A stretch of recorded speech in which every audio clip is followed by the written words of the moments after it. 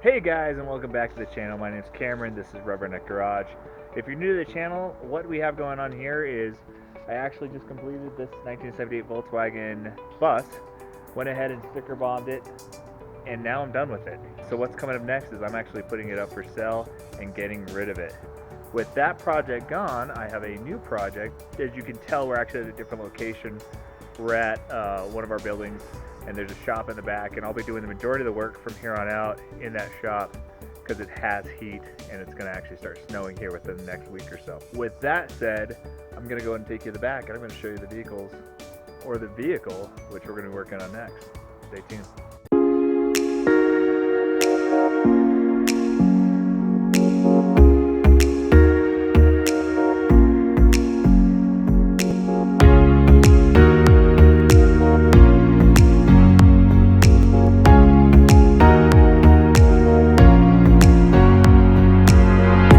So here we are in the shop.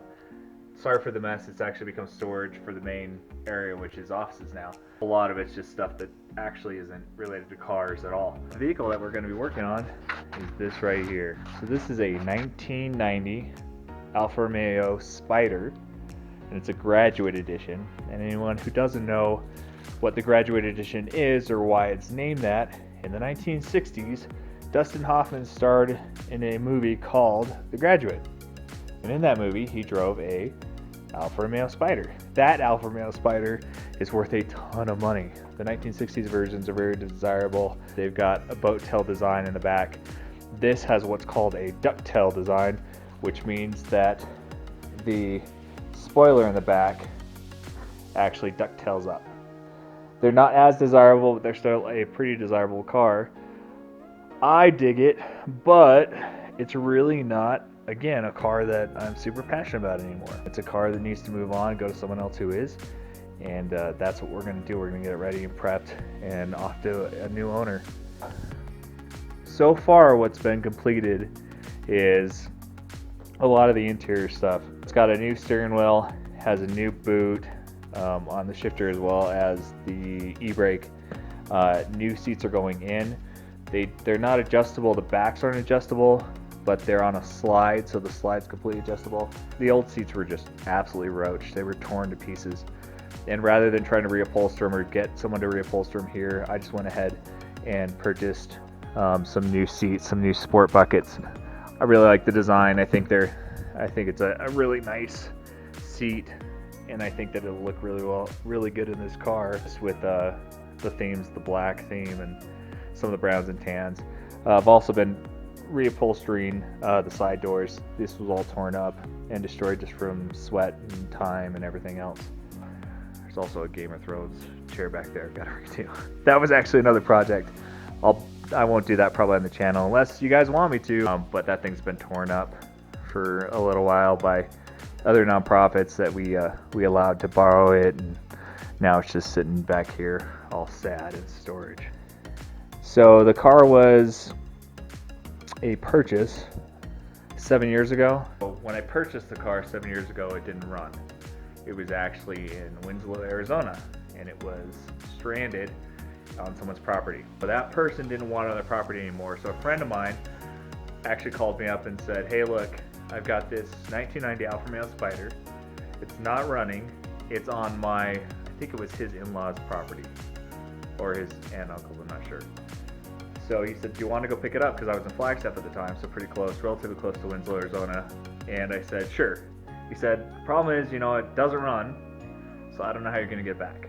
And I said, well, I'll try to figure it out and see if I can get it running and kind of limp it back to Flagstaff. So we drove out to Winslow, Arizona. I found the car. Battery was dead. Car didn't want to run. I finally finagled it to get it started. Started driving it back to Flagstaff, broke down probably 7 times on the way back, and discovered that it was probably a fuel delivery issue. Just the way it was stumbling, it just felt like fuel delivery. Like I said, I limped it all the way back to Flagstaff. I got it home, and then it sat for a little while. The reason why it sat was the person who actually owned the car was in New York. So the car originally was supposed to go from Phoenix and be driven to New York by my friend, by my buddy. It broke down in Winslow. So I said, look, I'm not going to work on this car until I know that I actually have a vested interest in it. I'm not going to put all this money into it because I already put a battery into it. And my feeling was until I own the car and I have a title in hand, I'm just not going to lose money on this car. So the car sat at my property, I think for like a year or 2 years. Then it got to the point where I really didn't want it around anymore. So I called my buddy up and I said, look, tell your friend that the car needs to get out of here. I don't want it. I don't need it. I can't work on it. I don't want to work on it until I know that I have a title. And he said, well, do you want to buy it? And I was like, man, I need another car like I need a hole in the head. So I said, yeah, I'll buy it, but I'm not going to buy it for much. So he said, well, how much you want to offer? I gave him a number. He said, well, let me go back to him and see if he'll take that. So went back with the number I gave him. He said, no, he's not going to take that. I said, well, then he needs to come pick up the car because I don't want it. Went back to him, came back, he said, okay, he'll take it. Car wasn't running again. To try to ship it to New York and everything else was going to be a big pain for him. So as soon as I came up with a purchase price, purchased the car, got the title, everything else, I started working on it. Again, at this point, I had no idea what was wrong with it. So went through the fuel system first and replaced both fuel pumps, and it remedied the problem pretty well, but it's still at about half a tank. It would stall and it would stop running. I figured it was still fuel related. These are they're a Bosch fuel injector, direct injected system. This was the first injection system after carburetors on these cars, and it was a really complicated system for the time. I knew that there was a regulator system on it, so I went ahead and replaced the regulator, and that fixed the problem. The car runs perfect.